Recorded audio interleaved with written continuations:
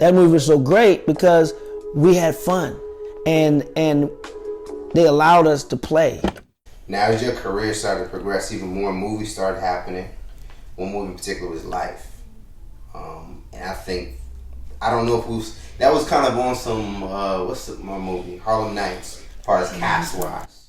Well, movie wise, film wise, the first film I ever did was Don't Be a Menace to South Central by Drinking Your Juice in the Hood. So I always got love for the Wayans brothers, who put me in that, man. That was my big screen debut. It also helped me get my teeth fixed, because when I saw my teeth on 70 millimeters, I was like, that shit's got to change. So, and that was the film that really, boom, like, wow, I like this film shit. And, then I did Sunset Park, a few other movies. American History X was the movie that really introduced me to Hollywood in a dramatic way. And that got me a lot of work as far as like dramatic films, dramatic roles on TV and film. And then life happened. And life happened while I was doing the sitcom Good News on UPN. And man, my friends were in that movie. Bear, Michael Telefero, rest in peace. Miguel Nunez was on Sparks, so they shot next to us. He was in the movie. He played Biscuit. And then I was on tour with Bernie Mac, with the Kings of Comedy tour, And then Martin, I worked on Martin, so I already knew Martin. I knew Eddie, because Eddie used to come down to the Comedy Store, and one of the greatest stand-ups to ever have done it, along with Martin and Bernie. I mean, you had three iconic, great stand-ups in that movie, other than myself. But yeah, so, I mean, that was just incredible. And Anthony Anderson did stand-up for a little bit too, so you can kind of throw Anthony Anderson in there too. You don't know him for the stand-up, but he's a funny cat. So yeah, the Life was just a great project to be associated with. And it's like I'm working with some of my heroes in stand-up.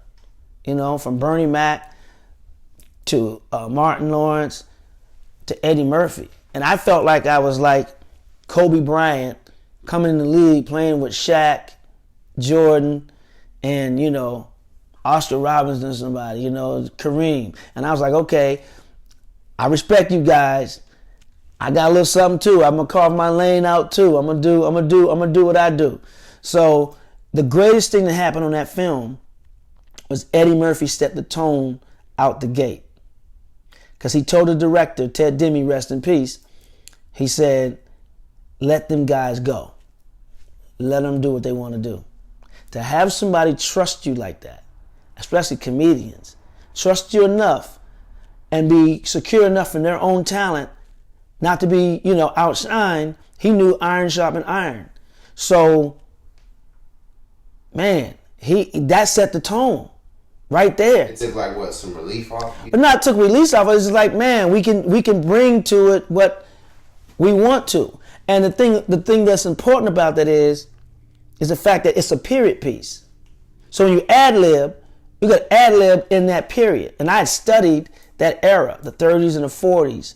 I studied that era to see what the lingo was back then, what the handshakes were, what the walk was like, what the attitude was like. Because when you're doing a period piece, you got to stay true to that period, And, it was a scene where I think some of the extras were playing baseball and some of the extras were high-fiving.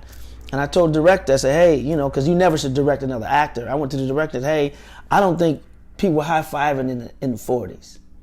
It was more like, So it was those little detailed things that, you got to pay attention to. And for Eddie Murphy to trust us with that was epic. And that's why that movie was so, I only seen it once, but that's why that movie was so good. I can't watch anything I'm in, it's hard. But that movie was so great because we had fun and they allowed us to play and experiment.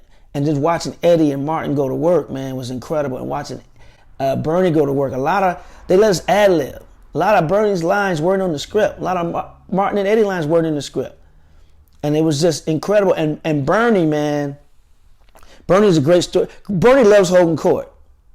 right? He loves holding court. And usually when you get on a film like that, you know, the big stars, after they're done with a scene, they get in their cars and go back and hang out in the trailer while they're setting up the next scene. Bernie would be sitting there telling stories, and Eddie and Martin wouldn't budge. And he tells the funniest story, had us dying. But all that gave us good chemistry for the movie. And that's why the movie came out to be such a great piece, because the energy on the set was healthy.